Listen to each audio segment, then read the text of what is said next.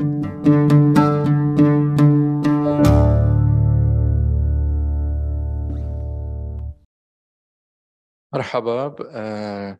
وشكرا لحضوركم. هقول كلمة بالعربي وبعدين صديق سلام حيترجم. أتحدث إليكم، أنا بس أعرفكم بنفسي، جاد يتيم، متحدث الرسمي ومنسق لبنان بالنسبة لمنتدى المغرب والمشرق للشؤون السجنية MENA Prison Forum. برحب بحضوركم واهتمامكم بالموضوع اللي عم نثيره اليوم. كما أود أن أشكر المركز العربي للأبحاث ودراسة السياسات في باريس، ممثلا بمديره الباحث والصديق سلام كواكبي، اللي بعتقد لولا جهوده اليوم ما كان فينا الجلسة تكون ممكنة وموجودة. وأكيد الشكر لكل من عمل على إنجاح هالجلسة من العاملين في المركز. المنتدى، تعريف بسيط بالمنتدى. المنتدى اجتمعنا على تأسيسه، منتدى الشؤون السجنية اختصارا، مع شهيد لقمان منذ العام 2018. وكانت يعني الجلسة الأولى اللي انعملت هي في برلين. كان الجلسة تقريبا رسمية لأنه سبقها كتير درافت وحكي وأفكار. آه، ولكن الجلسة الأولى كانت في برلين في ديسمبر 2018. كانت معتقلين سابقين من في الأردن، السعودية، سوريا، لبنان، مصر، ما عاد ذاكر كتير بس، ولكن من المغرب وتونس كمان. وشهدت أول انطلاقة لأعمال المنتدى اللي بعده مكفي. المنتدى هدفه الإضاءة على كيفية استغلال الأنظمة القمعية في المنطقة للسجن، استغلال السجن الجنائي والسياسي وما يرتبط عنه من ثقافة كوسيلة للحكم وتأبيده. يعني المنتدى لا يسعى لدراسة السجن كسجن وإصلاح سجني وهالقصص، بيسعى ليشوف كيف الأنظمة تسعى لاستخدام السجن، وحتى تسعى لاستخدام برامج تمويل الاتحاد الأوروبي وغيره، أنه لتشميل صورتها مش لتحسن واقع المساجين والسجون. والمنتدى كفكرة، يعني منين بلش سنة 2016 مع إنتاج فيلم تدمر من قبل مونيكا بيرغمان ومن قبل لقمان سليم، واللي هو الفيلم اللي بلش بعد بداية الانتفاضة السورية، ثورة سنة 2011. وقرروا مجموعة من اللبنانيين المعتقلين السابقين في السجون السورية الخروج عن صمتهم والإدلاء بشهاداتهم حول السنوات المروعة اللي قضوها بسجن تدمر بشأن التعذيب والإذلال المنهجي في تدمر، اللي هو يعني هن كلهم فظيعين، وهو أحد أفظع سجون نظام الأسد. ولعل نقاشنا اليوم حول الفرع 251 ومحاكمات كوبلنز يأتي في السياق نفسه، ومن ضمن التزام المنتدى بدوره كمساحة لقاء افتراضية وواقعية لكل هذه التجارب عن الثقافة السجنية في المنطقة وما يشابهها في العالم. علنا بهذا التوثيق للفظائع نمنع الإفلات من العقاب، لمنع القوى الظلامية من الاستمرار في الإقصاء الجسدي اغتيالا واعتقالا. لن أطيل عليكم وأترك المساحة للنقاش بشأن كتاب محاكمة كوبلنز فرع 251، اللي هو للإيضاح هو سلسلة من البودكاست عبر منصة بودكاست 57 بالعربية وبالإنجليزية. كان خلفها ضيفنا المحامي في حقوق الإنسان والجرائم الفظيعة فريدز شترايف، وحولتها ودار الجديد والمنتدى الشؤون السجنية إلى كتابين مطبوعين بالعربية وبالإنجليزية للمزيد من الإضاءة عن هذا الموضوع. يحاور شترايف مثل ما بنعرف مدير المركز دكتور سلام كواكبي، الباحث في العلوم السياسية والعلاقات الدولية والمدير التنفيذي للمركز في باريس. شكرا لكم، وأترك لسلام وفريز المساحة للنقاش، وإذا بحبوا يعرفوا عن نفسهم بأشياء إضافية. شكرا.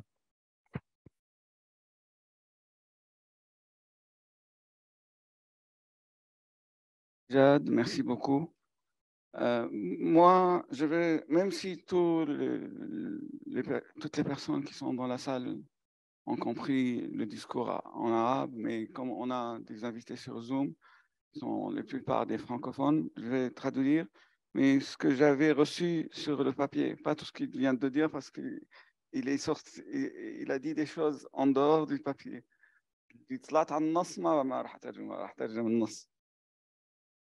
Je m'adresse à vous, Jad Yatim, en ma qualité de porte-parole du Forum du Mashrek et du Maghreb pour les affaires pénitentiaires. Je me réjouis de votre présence et de votre intérêt pour cette conférence. Je tiens également à remercier le Centre arabe de Paris, représenté par son directeur, sans les efforts duquel notre séance aujourd'hui n'aurait pas été possible. Le forum qui nous réunit a été créé avec le regretté Lokman Slim, assassiné en 2018. Déjà assassiné. Là, c'est Lokman, il a été assassiné. 21, voilà. Ça a été une faute de frappe, parce qu'en 2021, dans le but de faire une répressive prison, aussi bien sur le plan pénal que politique, et exploite tout l'imaginaire qui lui est associé comme moyen d'asseoir le pouvoir et le perpétuer. L'idée de forum a émergé en 2016 avec la production du film Palmyre, réalisé par Monica Borgman et Lokman Slim, qui, en plein soulèvement populaire contre le régime syrien, qui a commencé en 2011, a documenté des témoignages d'un groupe d'anciens détenus libanais qui ont décidé de briser le silence sur les horribles années passées dans la prison de Palmyre, l'une des plus horribles prisons du régime Assad et qui ont subi torture et humiliation systématiques. Je ne vais pas m'attarder plus longtemps. Je laisse la place à la discussion autour du livre Le procès de Gobelins, branche 251, qui rassemble la série de podcasts réalisés par notre invité Fritz Streif, avocat spécialisé en droit de l'homme, crimes et atrocités. Le résultat a été publié dans les deux langues, arabe et anglais, par le Forum et la maison d'édition Dar al-Jadid. Et vous pouvez, maintenant ou en quittant le centre, prendre des copies, sont à votre service gratuitement sur la table à l'entrée. Et avant d'accueillir notre invité, je commence par une petite anecdote liée à la prison de Palmyre. Et je me rappelle à l'époque, quand je l'ai raconté à Lokman, Allah yarhamou, il a éclaté de rire. C'est bien de mélanger la tristesse avec la comédie des fois pour se protéger de cette vie atroce qui nous entoure. J'ai présenté un ancien détenu de Palmyre qui a traversé 13 ans en prison à une amie française qui visitait la Syrie. Et quand il lui a demandé qu'est-ce que vous avez apprécié le plus en Syrie, elle lui a répondu, j'ai visité Palmyre pendant 2 jours, j'ai adoré. Alors lui, il lui a répondu très froidement, il lui a dit, moi, je n'ai pas trop aimé, j'ai passé pourtant 13 ans. L'un était à l'hôtel, l'autre, il était en prison. C'est ça, Palmyre, pour les Français, Palmyre, malheureusement, c'est un site archéologique, ce n'est pas une prison la plus atroce de l'histoire de l'humanité actuellement. Alors, la branche 251 qui parle qui enregistre des podcasts du procès de Gobelins où il y avait Yad El-Gharib et Nawar Ruslan, 2 anciens officiers et sous-officiers des services d'enseignement poursuivis pour des crimes contre l'humanité et crimes de guerre. C'est pour la première fois que je vois des podcasts transcrits en livre. Ça inverse un petit peu l'habitude de transcrire, ou plutôt de transformer les livres en podcast. Alors, France, comment vous avez vécu cette expérience avant de commencer par la lecture d'un texte que vous avez choisi, et je vous demanderai après pourquoi vous l'avez choisi ce texte précisément, mais en 2 mots seulement, quelle était l'idée de faire un podcast vocal à partir d'un un texte écrit à partir d'un podcast. Merci pour l'invitation. Merci Jad, merci Salam, merci au centre.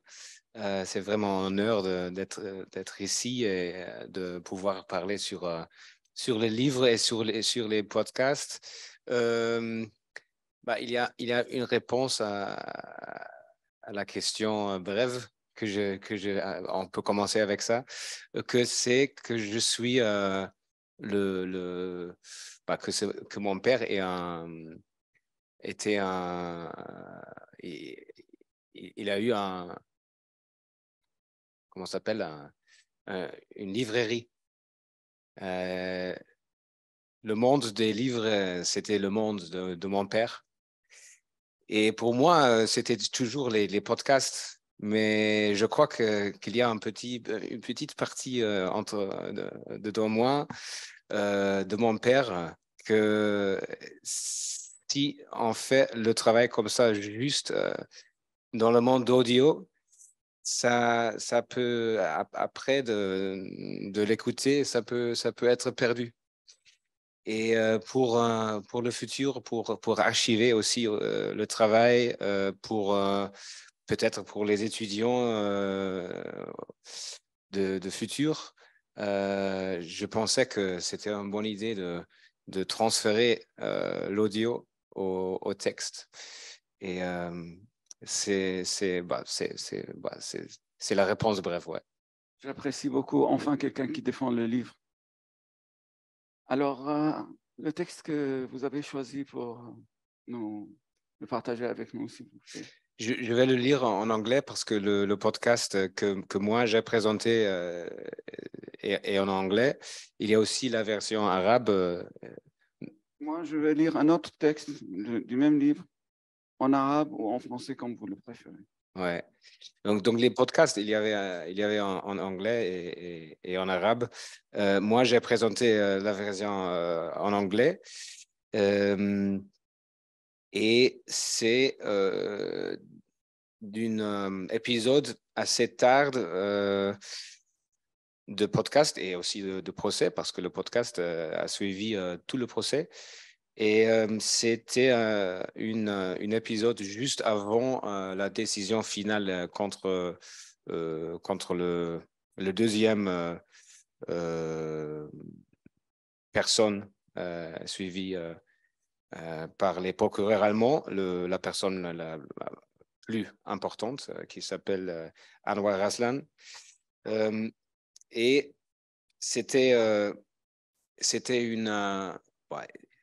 on peut l'écouter toujours, hein, c'est en ligne et sur les applis podcast, mais là, c'était une épisode de préparation, en fait, pour les écouteurs à la décision. Et c'est un peu une petite pièce de théâtre, en fait. Mais je vais commencer et après, on peut le discuter. Anwar Raslan is a good guy. He's just a bureaucrat who was at the wrong place at the wrong time and had nothing to do with any criminality before 2011. Then he realized something was wrong. He was appalled by the criminal methods of the inner circle of the Assad and Makhlouf gang. He was offended, so he complained and he helped prisoners. He put their names on release lists, and as a result, he was sidelined and degraded.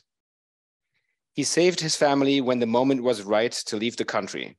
He left his post in Syria as soon as he could to do the right thing and help the other side with all knowledge and documentary evidence he could provide. He was even vouched for by a prominent member of the opposition.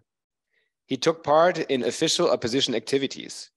He was convinced he did nothing wrong, but then found out to his utter surprise that his former role and some of the activities he performed in that role were now seen as illegal by his new host country. Anwar R. is the former head of the investigation unit of the Al-Khatib branch, or Branch 251, in Damascus, Syria. In this role, he was responsible for crimes against humanity, including murder, torture, and sexual violence. He was an active part of the Assad killing machine, and not just since 2011, but long before that too. Anwar R is a pure professional.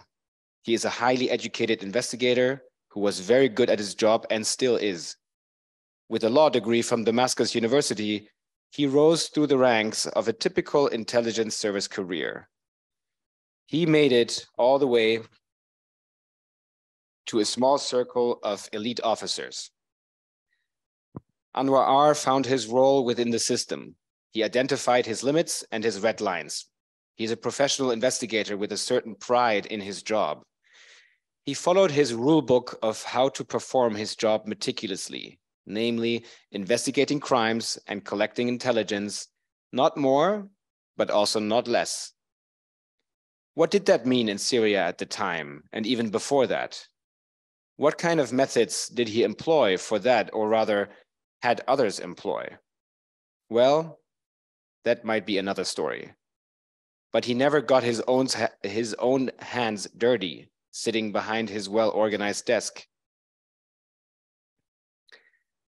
Anwar R is a typical opportunist. He's a chameleon that knows exactly when and in what context to change color so that he easily blends into the environment he has just adopted to increase his chances of survival. He is like a flag in the wind. Just look at his biography and the choices he made. A perfect career in a dictatorial regime for decades, rising through the ranks and working extra hard to please the ruling elite because he was from another Islamic denomination. Then, when the tables started turning, he turned his back on all of that to save his own skin, to secure his part in the future of a new Syria, after the imminent fall of the Assad regime, to be on the right side of history. His choice to defect was not born out of a conviction that the regime he had served was now all of a sudden bad and wrong. That would have been a grave type of self-deception. Rather, it was convenient. In fact, it was necessary. Change sides, change color, because that is what a chameleon does when it needs to. Anwar R is a double agent who has been playing cat and mouse games with multiple intelligence agencies, including his own. He has been on the payroll of at least 2, probably more, secret services during the course of his life. When he defected, he did not really defect. He still provided information to the regime back home and other services. He provided information and documents to whoever if it helped his situation. His stories of being followed by the Mukhabarat in Berlin and the fear that they would kidnap and kill him that he reported to the Berlin police were a well-crafted cover. But then the police arrested him and his home base dropped him. Just like that? Anwar R is a victim. He was taken advantage of, and when he needed help and asked for it from those same authorities that invited him to Germany, they arrested him instead. He was led to believe that he would be protected by the country that had provided him with a special protection visa. When he needed help the most, when his life was at risk, he found himself behind bars and indicted as responsible for atrocity crimes. Now, he is the main accused in the first worldwide criminal trial against former Syrian regime officials for crimes against humanity. He is a scapegoat. Anwar R is the perfect symbol of the regime as a whole. The perfect illustration of a regime that is responsible for the most atrocious crimes, and when confronted with hard evidence, it just denies everything as if they never happened, giving the most absurd answers when they're challenged with the facts. That is what the regime does, and that is what Anwar R has done in Koblenz.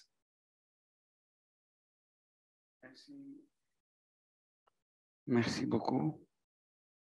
Même si ça ne se fait pas, mais je vais commencer par une remarque qui va limiter un peu la lecture, une observation qui va limiter un peu la lecture dans le monde arabe de ce livre, malheureusement, parce qu'il est écrit en syrien dialectal. J'aurais préféré, peut-être je suis un peu traditionnel, j'aurais préféré le transcrire en arabe classique pour qu'il soit accessible aux Marocains, comme aux Tunisiens, comme aux Algériens. Parce que là, que les Libanais et les Syriens vont le comprendre, voire les Jordaniens et les Palestiniens. Mais bon, c'est une observation qui ne vous concerne pas, c'est le choix éditorial à transmettre par notre ami Jad à Monica et Racha. Est-ce que je peux juste... Oui, en fait, c'était un choix très, très important pour nous. Ouais. Et ça vient aussi de le choix de faire le podcast en anglais et en arabe. Et le podcast arabe, en arabe, c'est rien.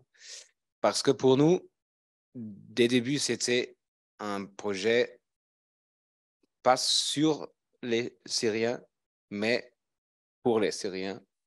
Parce que c'était le premier procès sur le dossier des crimes graves du régime dans tout le monde.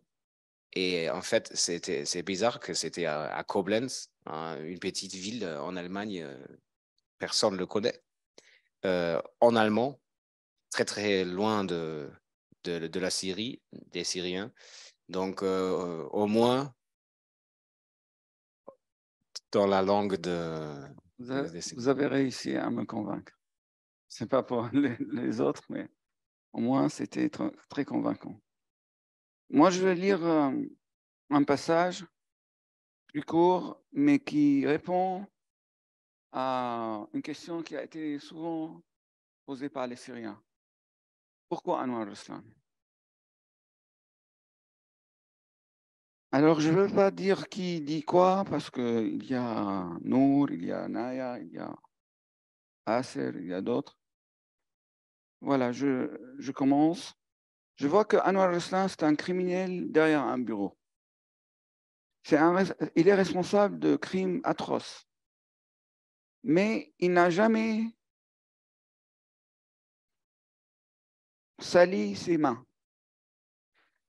En même temps, il a donné des ordres directs à des personnes autres pour torturer et pour arrêter abusivement des innocents. Et tout cela vient des témoignages de victimes qui sont restées en vie. Ainsi, le plus pervers, d'après le texte ici, Anwar Ruslan, il donnait l'impression aux détenus qui sont en sécurité, qu'ils n'ont pas à avoir peur. Comme ça, il peut gagner leur confiance. Comme ça, il peut leur faire parler plus. Et ça, je crois, on ne le savait pas. Notre ami Fritz, l'un des producteurs et écrivains de cet épisode, il avait une réponse à cette question. Il dit, la chose qui me choque le plus en Anwar Ruslan, c'est qu'il pensait que tous les crimes qu'il a commis allaient se faire effacer au moment où il va faire défection. Et habiter une nouvelle ville, un pays. C'est une logique naïve parce que ça se concentre sur le futur et ça oublie le passé. Un passé criminel. Le sujet, il n'est pas aussi simple. Peut-être Anwar, il a pensé que ces crimes allaient être oubliés, mais il a pensé, peut-être il n'a pas pensé que ces crimes allaient être oubliés, mais il a pensé que au moment où il va faire défection, il va expliquer qu'il n'a, à l'origine, n'a commis aucun crime proprement dit avec ses propres mains. Même si une personne n'a pas taché ses mains avec du sang, mais au moins Anwar, il écoutait les cris, il donnait des ordres, même indirectement, pour torturer les détenus. Et il savait qu'il faisait partie d'un régime criminel pendant des dizaines d'années. Toute personne dans cette telle situation, il va se rendre compte qu'il y a quelque chose qui ne va pas. Et tout ce qui se passe est contre les principaux, les plus simples des principes de l'humanité.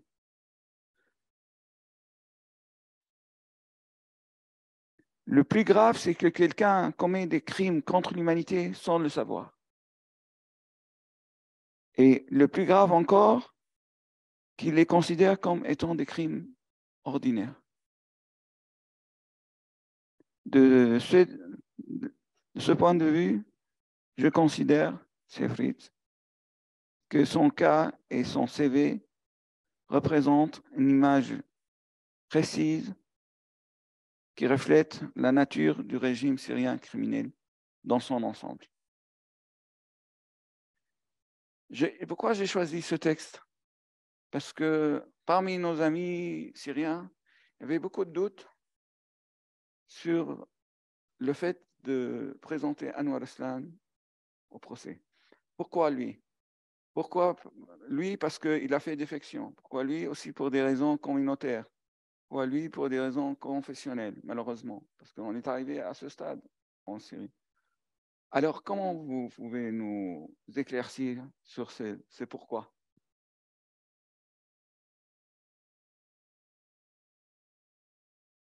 Comme toujours avec les sujets complexes comme ça, c'est difficile, mais il y a plusieurs réponses. Très pratiquement, c'était et toujours c'est une question sur qui est disponible, qui est à l'Europe et qui est-ce qu'on peut arrêter. Là, comme il était colonel, il était déjà assez haut dans la groupe des Syriens anciens membres du régime en Europe. Et donc, c'est la première réponse à la question pourquoi lui. Il faut commencer avec les disponibles. Après, pourquoi était-il disponible? Pourquoi est-il en Allemagne? Comme j'ai dit aussi, il est arrivé avec un visa de protection spéciale. C'était autre temps.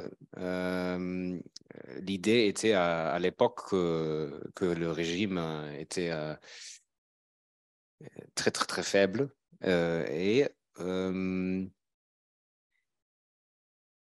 c'est seulement lui qui sait la vérité, mais on peut s'imaginer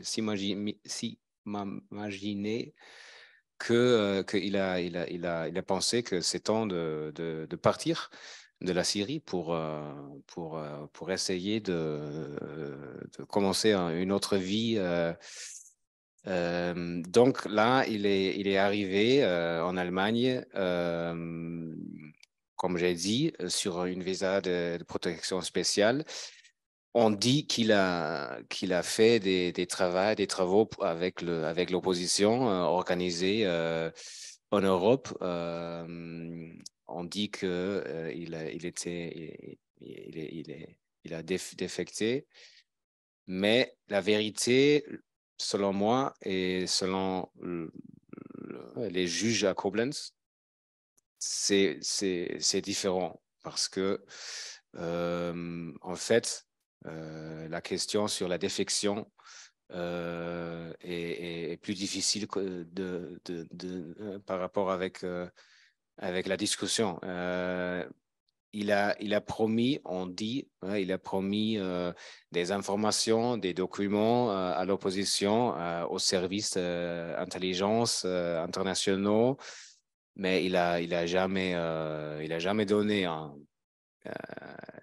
on dit ça. Moi, je connais pas la vérité totale, mais on dit ça. Contrairement à Iyad Gharib qui a donné des informations.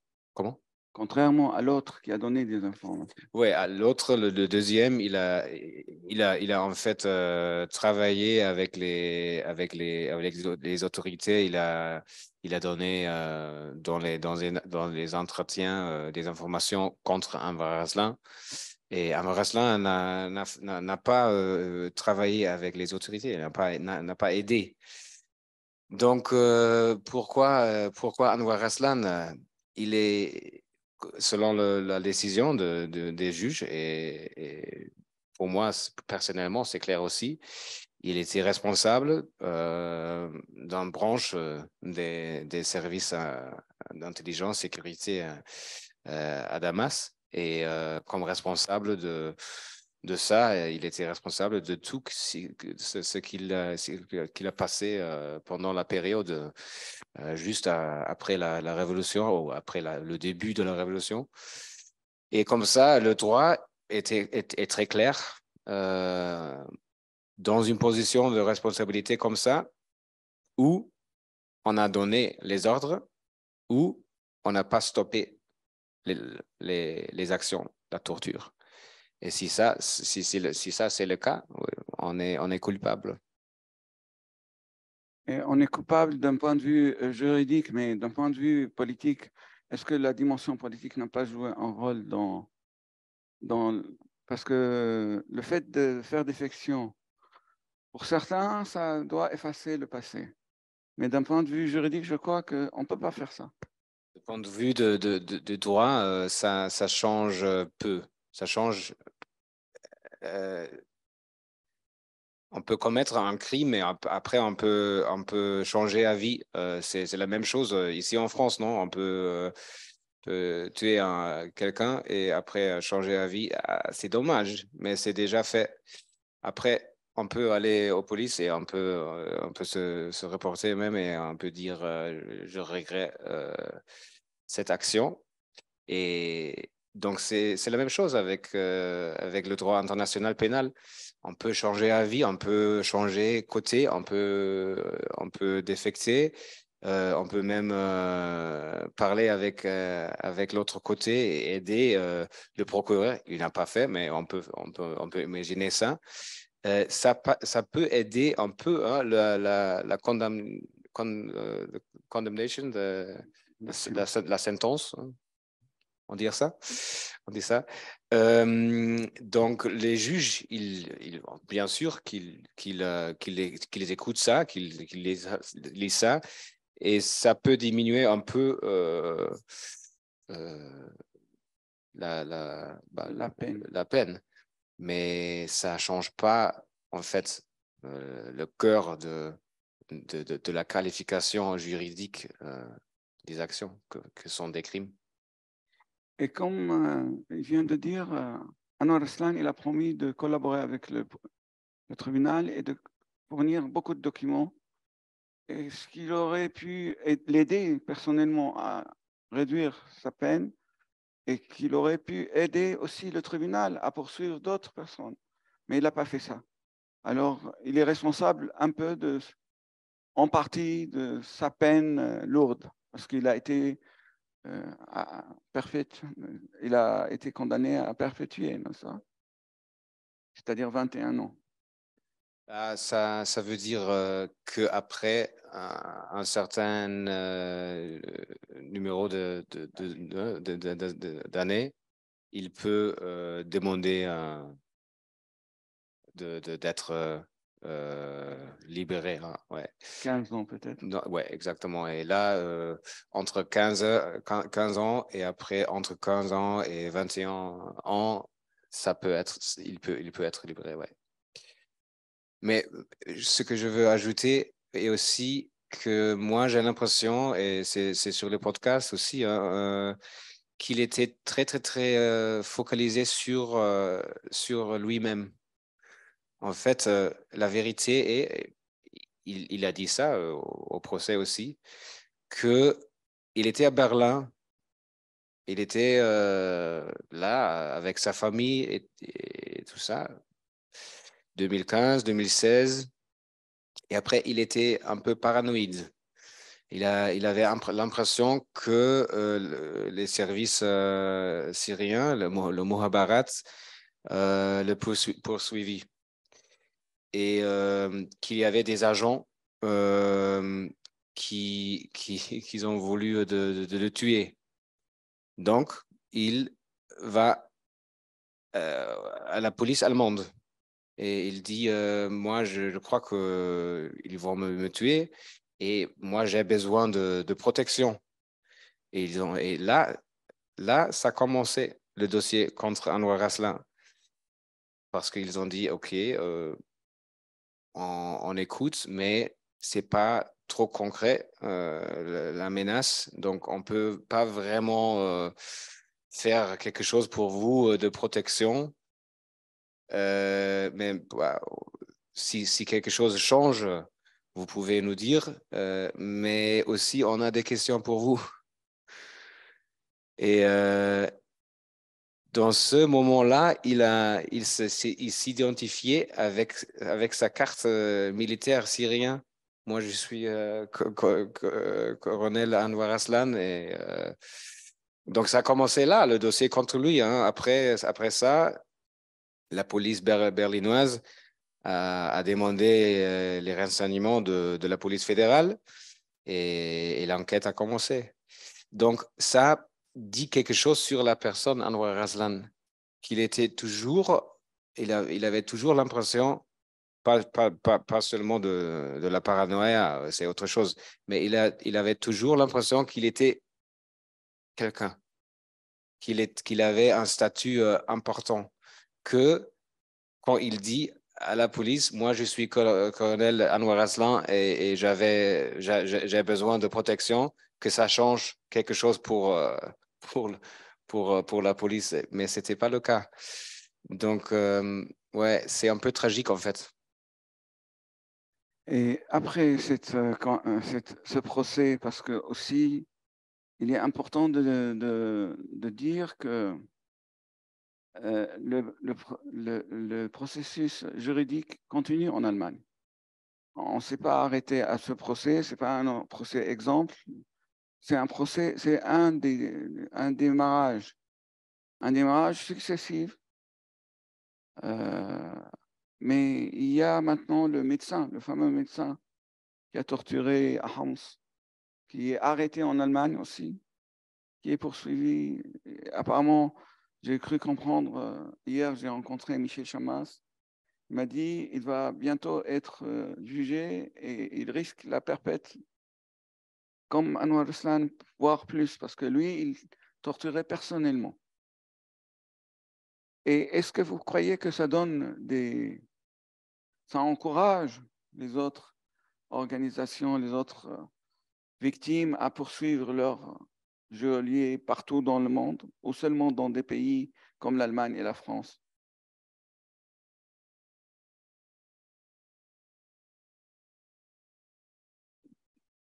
Le dossier contre le docteur Alaa M, il s'appelle. Alaa Moussa. Ouais, pour le moment, c'est Alaa M en Allemagne. Il est pas condamné, donc il est toujours innocent. Il faut pas forget ça, comment dire en français. Il faut pas oublier ça. Mais oui, là, c'est aussi un peu incroyable l'histoire. Hein. Il a travaillé comme docteur en Allemagne pendant quelques années. Il a en fait commencé une nouvelle vie complètement, une carrière comme médecin. Et après, ça a commencé parce il était identifié par des Syriens en Allemagne. Et, donc là aussi, on peut voir il avait l'espoir d'oublier tout. et de recommencer. Et ça ne marche pas, en fait, dans le monde juridique. C'est un autre exemple que dit ça. Hein. Après, l'Allemagne, bien sûr, est la juridiction la plus active, surtout. Hein. C'est parce qu'il y a une loi assez pure de la compétence universelle en Allemagne, plus pure que par rapport avec la France, par rapport avec la majorité des juridictions. Donc, c'est plus facile pour eux de commencer les enquêtes, de faire les procès, tout ça. Mais je crois que le mouvement, je veux l'appeler un mouvement, le mouvement des procès, des enquêtes qui là maintenant ont commencé de produire des résultats concrets, comme à Koblenz, comme bientôt à Francfort contre à l'AM. À Berlin, il y avait aussi un procès contre un Syrien qui a commis des crimes dans le camp de Yarmouk. Il y a aussi le procès ici en France contre Jamil Hassan et Ali Mamlouk.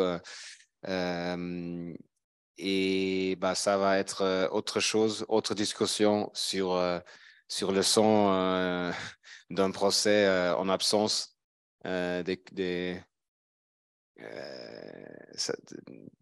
comment dire en français, les suspects, les suspects. Donc, ça va être autre discussion, mais ça veut dire que ça commence aussi ici en France. Il y a aussi l'espoir qu'il y aura un arrêt, un procès peut-être en Autriche.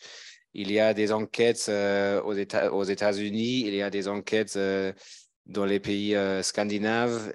Il y a aussi là maintenant le premier procès contre un ancien membre du régime syrien aux Pays-Bas qui va commencer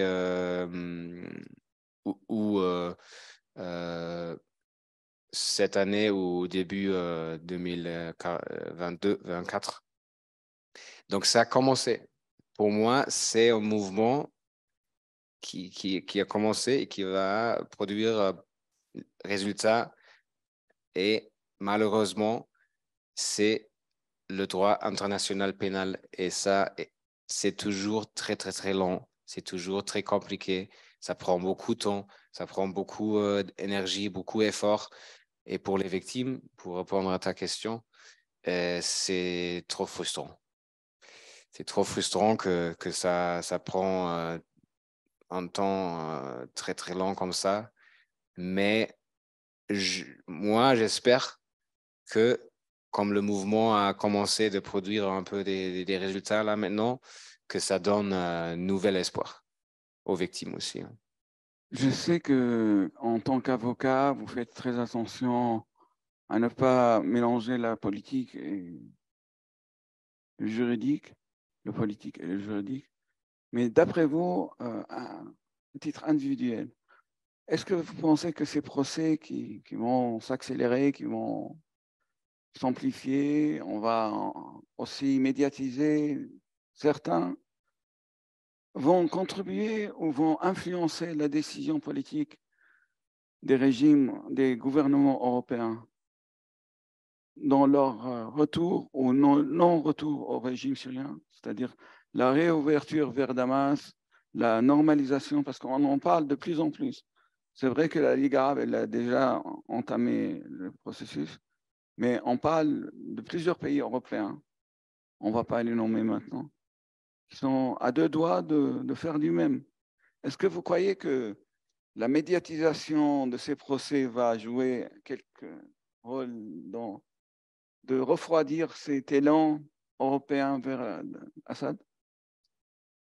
Moi, je le crois. Je suis pas sûr si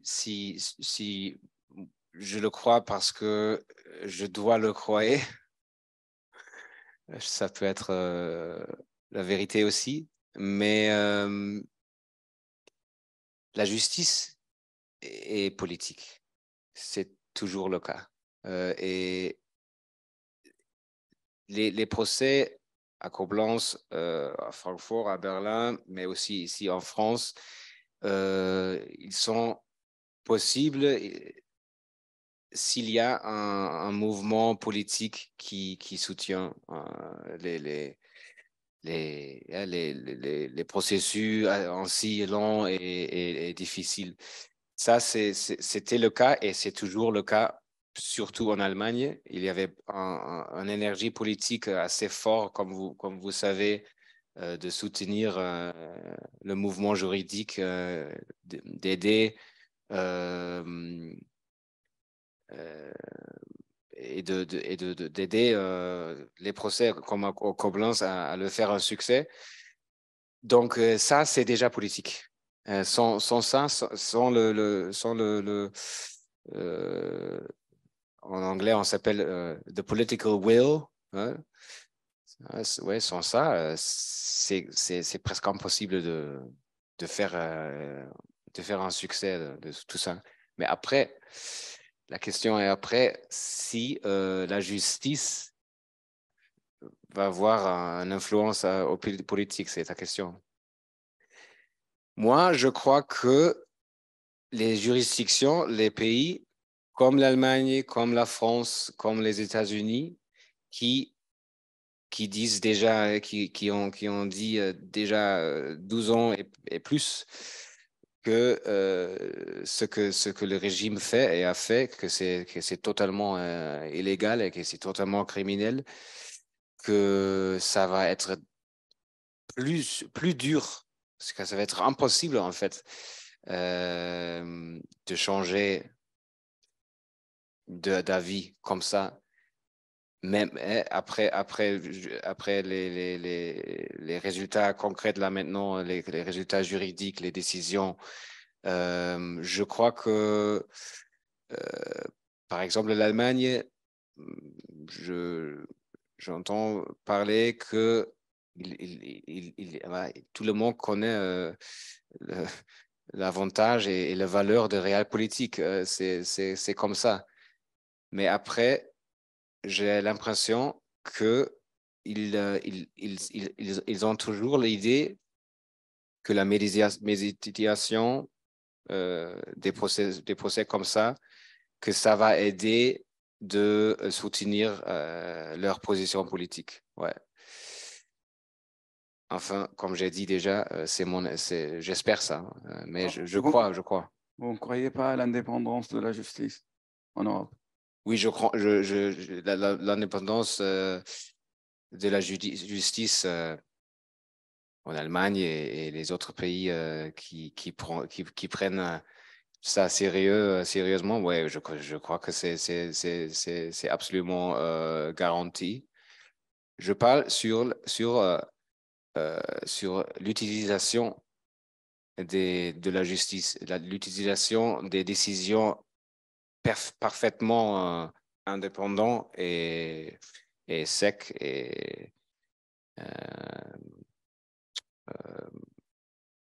clean, propre. Après la décision, on peut l'utiliser la décision politiquement. Très bien. Si, Racha, on a déjà des questions? Il y a une question sur Zoom concernant les victimes, justement, le nombre de victimes dont a fait le procès. Est-ce qu'on a quel est le nombre? Est-ce qu'il y a le nombre exact? Est-ce que vous avez pu avoir une idée des victimes de l'Aslan, quel est leur nombre et recenser globalement? Est-ce que dans ce procès et dans les autres procès en Allemagne, et ça donne des idées chiffrées sur la taille de cette branche-là, mais aussi des autres branches? Pour les cours, c'est une question très difficile parce que chaque dossier, c'est exactement sur les questions de responsabilité des suspects. En ce cas, c'est que sur la responsabilité d'une certaine période de Anwar Aslan qui était sur la branche. Donc, dans ce cadre, oui, le cours a essayé de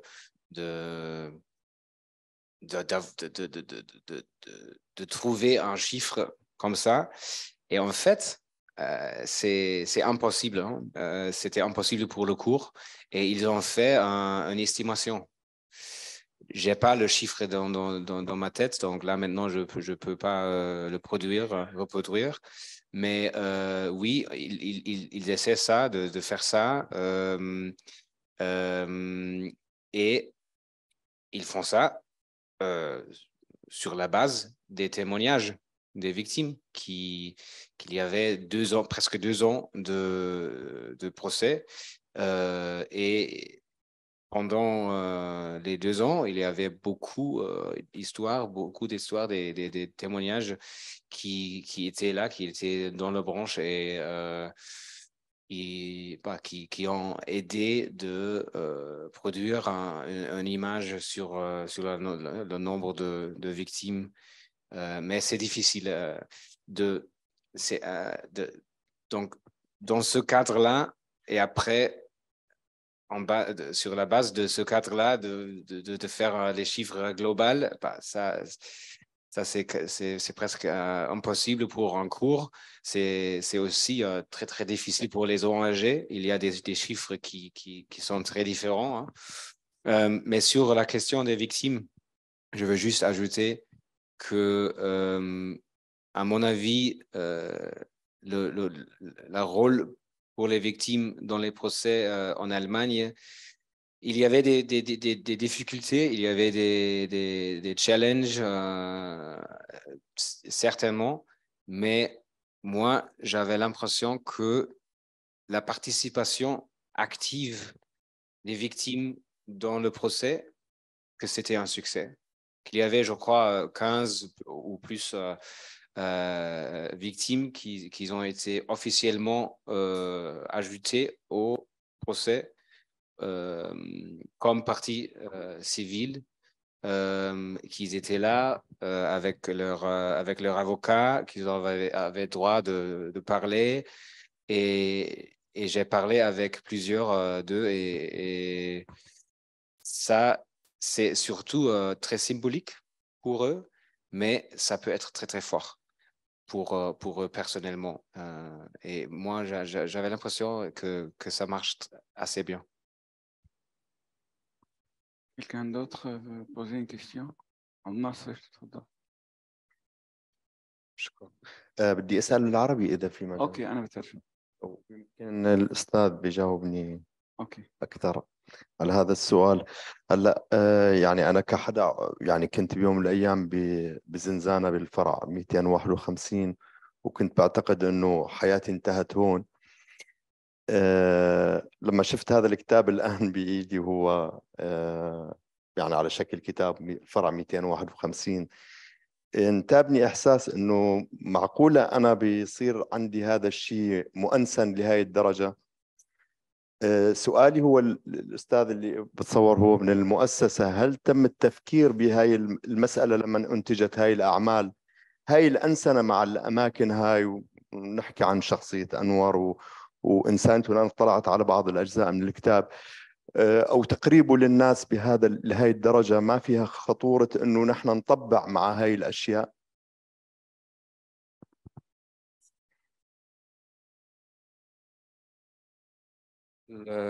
ما بعرف السؤال اللي سألته هو أول شيء خليني أوضح بس عفوا بترجم سؤالك أو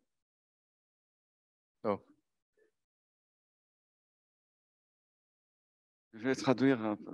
Désolé, j'ai oublié. Abdel Nasser, il a déjà connu la branche de 151 et il pensait que sa vie allait s'arrêter là-bas. Maintenant, quand il a vu le livre qui parle de ça, il a une question assez complexe. C'est est-ce qu'il n'y a pas un risque quand on transmet cette histoire par écrit, quand on parle des responsables de cette ces atrocités en tant qu'être humain, où il y a, d'après Abdel Nasser, il a lu quelques passages où Anwar Ruslan, il est défendu, il est humanisé. Est-ce qu'il n'y a pas un risque de normaliser la relation avec les geôliers?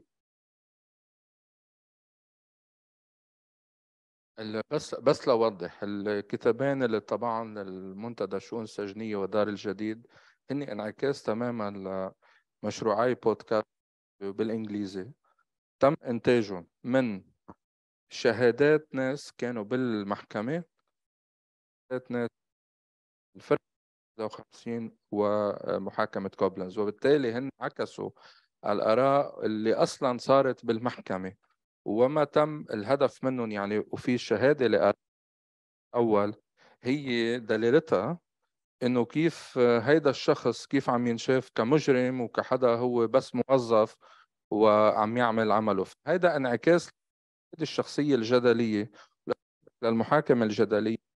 بلشت أنه ليه أنور رسلان، ليه تم اختيار ضابط منشق وغيره وغيره وغيره. فهي قمنا بتبعته. هل في خوف من أنه أنا ما اختلف معك، مش أنسنت أنه تطبيع مع القاتل؟ هو مش تطبيع مع القاتل، بس هو هالقد عم بتشرح الجريمة لتقول أنه هي هالقد لازم نشوفها بمقياس أكبر، وهالقد في قتلة أصلا عايشين بيناتنا. هذا شيء بينطبق بالحالة السورية، وهذا شيء بينطبق كمان بالحالة اللبنانية. أنه إحنا عنا بعد انتهاء الحرب الأهلية القتلة عايشين بيناتنا، اللي دفنوا أحبائنا وما بنعرف وينهم هني عايشين بيناتنا. فهي إذا بدك مش أنسنت القاتل، هي لنقول إنه هيدا القاتل في يكون هالقد دمه بارد، هالقد عايش بيناتنا. لازم ننتبه. الصورة الحلوة للقاتل إنه إذا صار بعدين أليف مش يعني بيجعله مش قاتل. فهي أكيد مش الهدف. الهدف بالمنتدى الشؤون السجنية، وأكيد هدفنا كلنا، هو الإضاءة على الانتهاكات اللي صارت فينا، الإضاءة على يعني الامبيونيتي، يعني الإفلات من العقاب اللي عم بيصير بالمنطقة، واللي بيسمح لأنه القتل يصير عادة، أنه القتل يصير أنه بدنا نطبع معه ونقبله ونضلنا ماشيين. وأنا مثلا بهالمناسبة بدي أسأل فريد سؤال كمان من وحي كمان اللي قلته. ايه صح، أنا طولت. Je vais essayer de traduire. Bon, la réponse est que non, on ne risque pas de humaniser, rendre plus humains les geôliers, mais peut-être la question qui se pose, c'est est-ce que ça risque pas de normaliser nos relations avec leur présence? Et Jad, il expliquait qu'au contraire, c'est pour souligner la présence continuelle, que ce soit en Syrie, au Liban ou ailleurs, des assassins parmi nous, comme êtres vivants, comme qui sont quotidiennement, on les croise sans le savoir, et que peut-être avec ce livre, on a réussi à refléter les témoignages des victimes, la vérité racontée par les victimes, la vérité racontée par les avocats, etc., sans vraiment rendre aucun service ou normaliser notre regard envers les geôliers. C'était bien réussi. يعني بس حزيد شيء قبل السؤال. يعني الجرائم اللي قام فيها النظام السوري لا تصل لدرجة انه قد ما بنحكي بفكرونا عم نمزح او انه عم نبالغ. فمشان هيك ضرورة تسجيل وتوثيق. يعني انا بوصفها هو جمع النخبة من النازي والشتازي، عمل هاي الخليط وعمل شيء. انا مثلا حدا زرت اوشفيتس، رحت على الشتازي سجون بعد ما لانه حدا مثلا قريت وبعرف منيح بهاي القضيه قديش صار عند النظام السوري، ما استغربت شيء، ما لقيت في شيء غريب. يعني انه كله مرقين علينا للاسف. فضروره التوثيق، والتوثيق هو مش انسنه القاتل. سؤالي هو لفريدز، وقت اللي انور رسلان راح كشف هويته للشرطه الالمانيه، هل هو عم يعمل هيك لانه هو حدا يعني انه بيعتقد هو حصين عنده افلات من العقاب، أو أنه هو هيدا شيء من عقلية القاتل اللي حكت عنها أرنت بأنه تفاهة الشر، أنه القصص عادية، قتلنا وعادي. Question de Jade, est-ce que c'est, j'allais aussi poser presque la même question, que comment vous expliquez que Anwar Ruslan, il est allé lui-même se présenter à la police, donner sa carte militaire, sans avoir aucune crainte que peut-être il sera questionné sur son passé. Est-ce que c'est parce qu'il est, comme vous l'avez décrit, embibé par lui-même, ou est-ce que ça fait partie de Hannah Arendt théorie,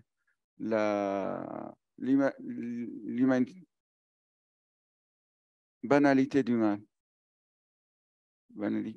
de Hannah Arendt?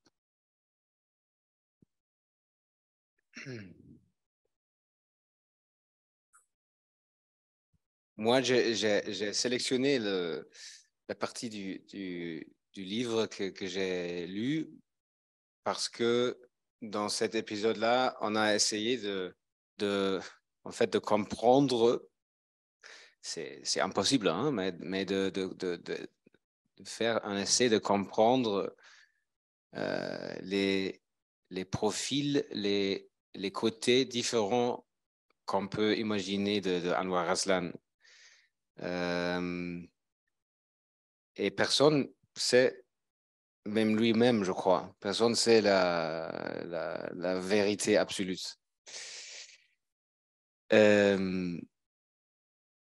Je suis pas d'accord avec. On peut parler sur ce sujet-là, je crois, longtemps et toute la soirée. Hein. Moi, je suis pas vraiment d'accord avec la théorie de la banalisation du mal de Hannah Arendt. Moi, je ne suis pas d'accord avec l'idée qu'une personne comme Anwar Aslan est banale, qui savait pas, qui n'a pas l'intelligence de comprendre ce qu'il fait. Je crois que là, dans son cas, moi, personnellement, je crois qu'il y avait autre chose plus fort qui lui a géré. Donc, moi, personnellement, je crois qu'il avait une fierté énorme sur sa histoire comme colonel avec l'éducation dans la fac de loi à Damas, qu'il était très bien éduqué, intelligent, d'une position élevée, et que c'était impossible pour lui de accepter qu'il a perdu tout ça. Et là, je crois, je ne sais pas comment ça marche psychologiquement, mais je crois que là, c'était impossible d'accepter ça et que c'était la raison pour lui de parler avec la police et de en fait oublier que ça peut être dangereux pour lui. Mais vous ne croyez pas que quelqu'un qui a fait des études de droit, et moi je connais, même si on étudie très mal le droit en Syrie, mais quand même il y a un cours sur le droit international, il y a un cours sur les cours pénales internationales. Est-ce qu'il ne s'attendait pas à que ça risque de le suivre là où il va? Peut-être qu'il a toujours, qu'il avait toujours l'impression que, et c'est aussi la question politique justice, peut-être qu'il avait l'impression qu'il y avait la protection politique pour lui. Je ne sais pas, le contenu de discussion entre lui et les services, qu'il y avait des promis peut-être, je ne sais pas. Ça peut être une réponse qu'il avait l'impression qu'il avait toujours un statut important, assez important pour lui protéger, parce que je suis d'accord, si on a une éducation comme ça, mais même sans éducation, moi, personnellement, je suis absolument convaincu qu'il y a dans tout le monde, tout le monde comprend qu'il y a des choses qu'on peut faire, qui sont interdites à faire à une autre personne. La torture, par exemple, moi, je suis convaincu que n'importe le niveau d'éducation, n'importe le contexte culturel, n'importe tout ça, tout le monde sait que c'est pas normal, que c'est illégal. Donc ça c'est pas une réponse dans le cas Anwar Aslan, mais ça veut dire qu'il y avait une autre explication plus importante. Merci. Docteur Burhan, تفضل.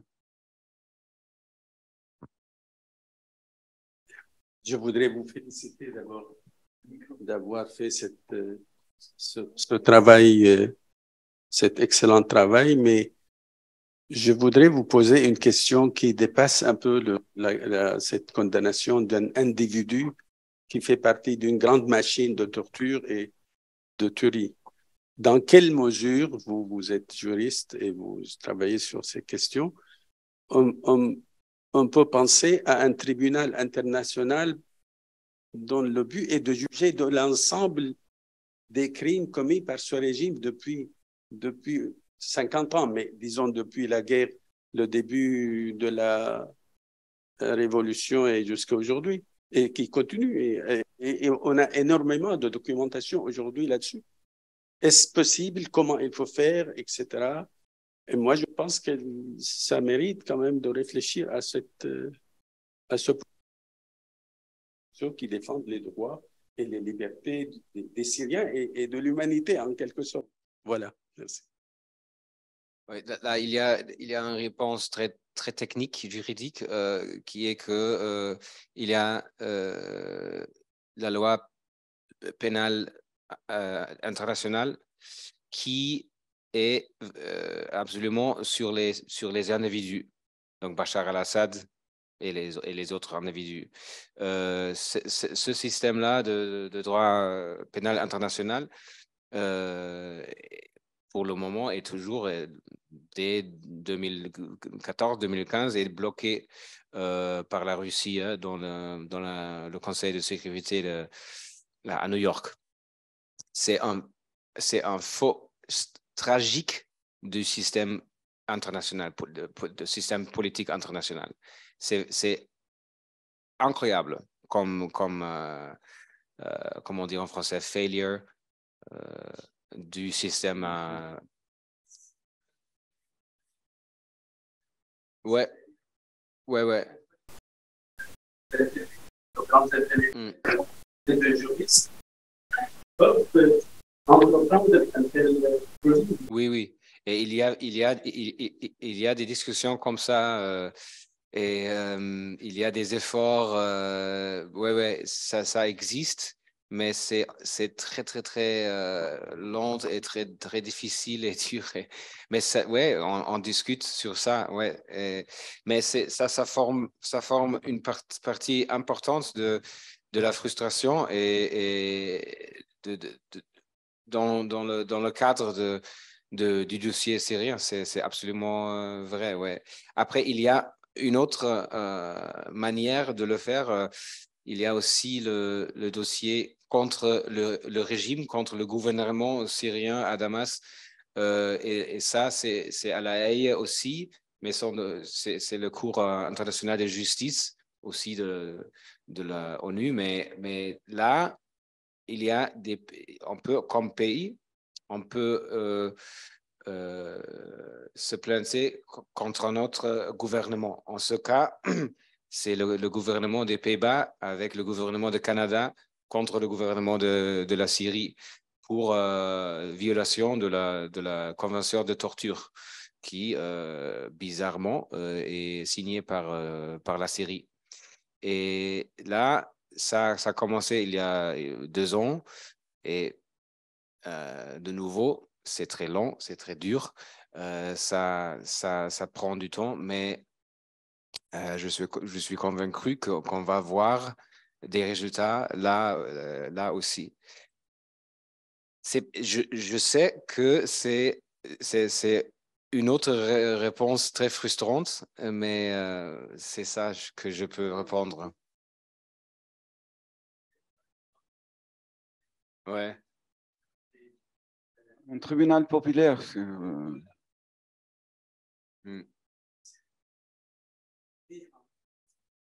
comme le tribunal Russell pour les Palestiniens. Ouais.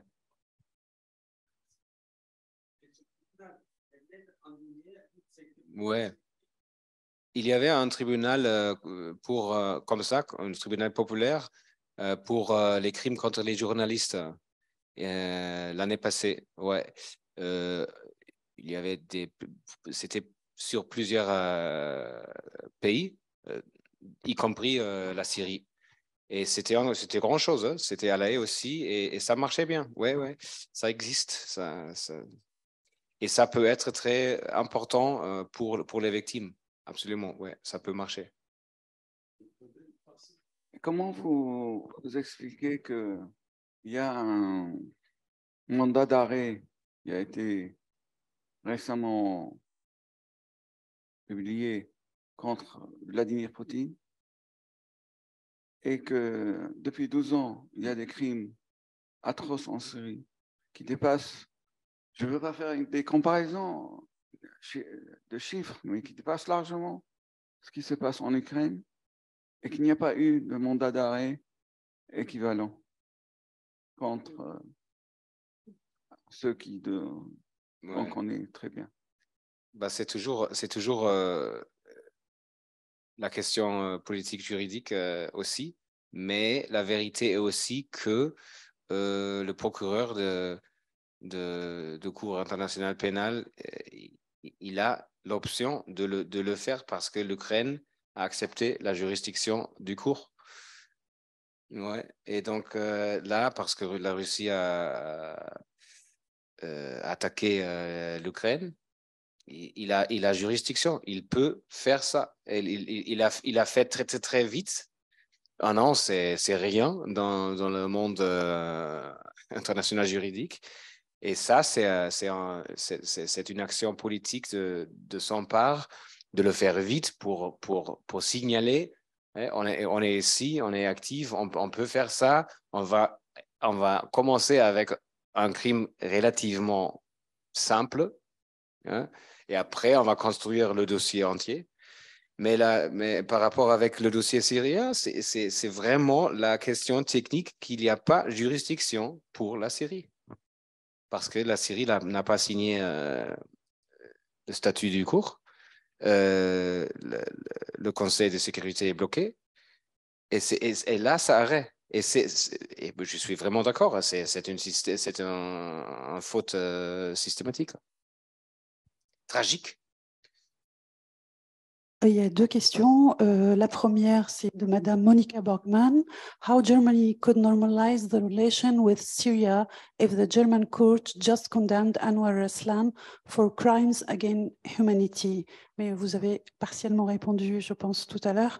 Et la deuxième question est plus large, dépasse comment s'est passé le travail de collecte des témoignages pour le procès et est-ce qu'il existait un système d'accompagnement psychologique pour aider les victimes?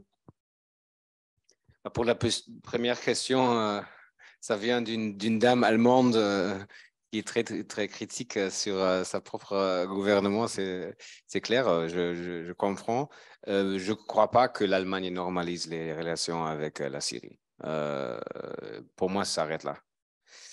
Oui, il y a réelle politique, il y a, et la politique change, même pour les Allemands, mais normaliser, non. Si Monica, si tu as autre information, je suis preneur. Pour renforcer la réponse de Franz, il y a 2 jours, le représentant spécial allemand pour la Syrie, il avait un discours très très ferme devant une réunion de Syriens ici à Paris, et il était très clair là-dessus. Alors, il n'y a pas de risque pour le moment, sauf s'il y a un changement radical de normalisation de quelque sorte de la part de l'Allemagne. Et l'autre question très, très importante,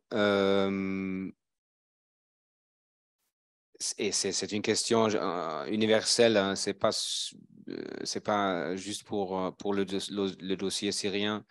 Quand les autorités, les équipes de police, de cour internationale pénale, mais aussi des autorités nationales de l'Allemagne et de la France, etc., collectent des témoignages.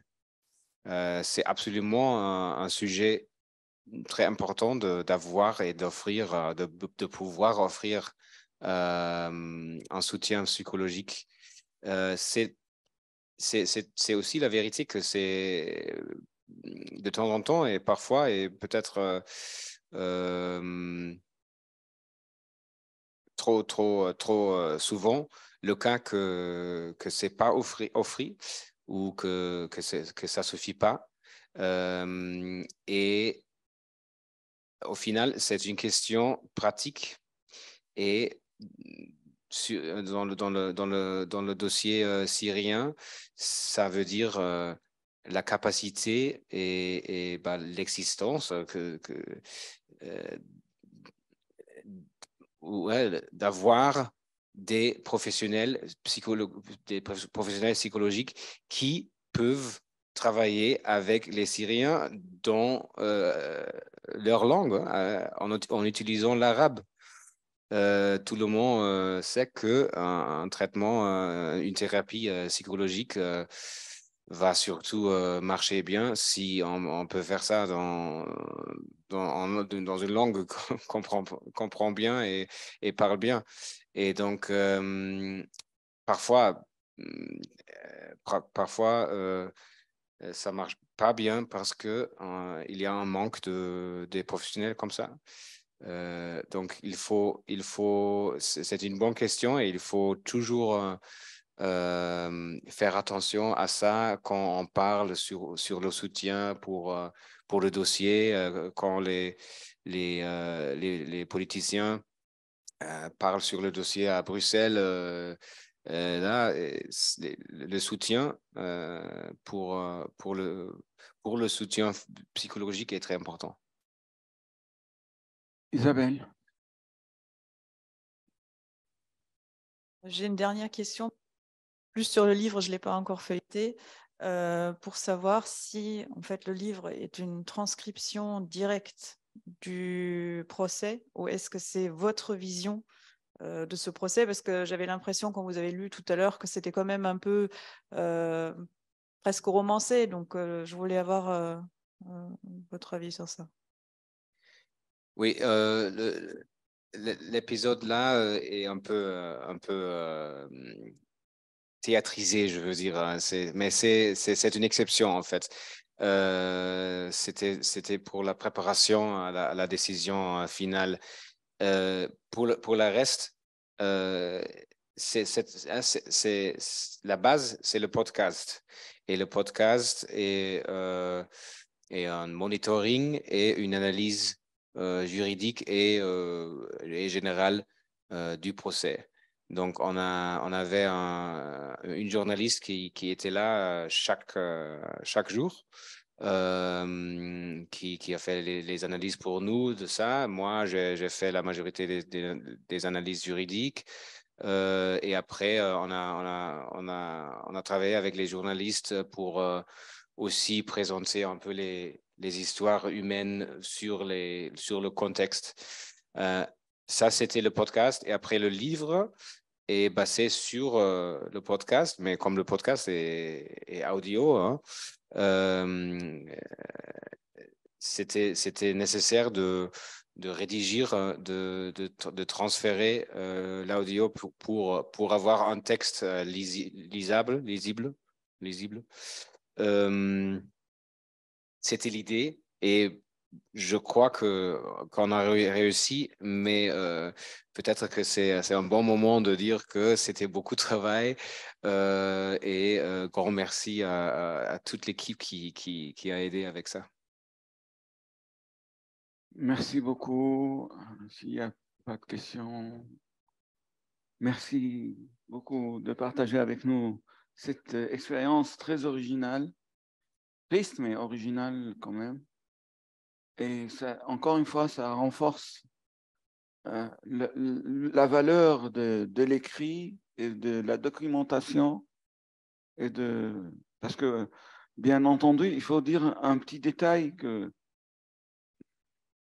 c'est un produit de l'observatoire MENA de l'Avry dans les prisons, mais aussi c'est lié à OMAM. OMAM qui est la fondation ou l'organisation que le regretté Lokman Salim avait créée pour documenter à l'origine la guerre libanaise, pour avoir, et je crois que pour tous les chercheurs, pour tous les intéressés par l'histoire, les archives de Oman représentent quelque chose d'extraordinaire pour suivre et pour comprendre ce qui s'est passé au Liban et aussi par rapport au camp palestinien et aussi maintenant par rapport à la prison de Palmyre. Et voilà, nous sommes à Koblenz. Merci beaucoup, Oman. Merci beaucoup, l'Observatoire. Merci, Jade. Merci. Merci pour votre présence et à très bientôt. Merci.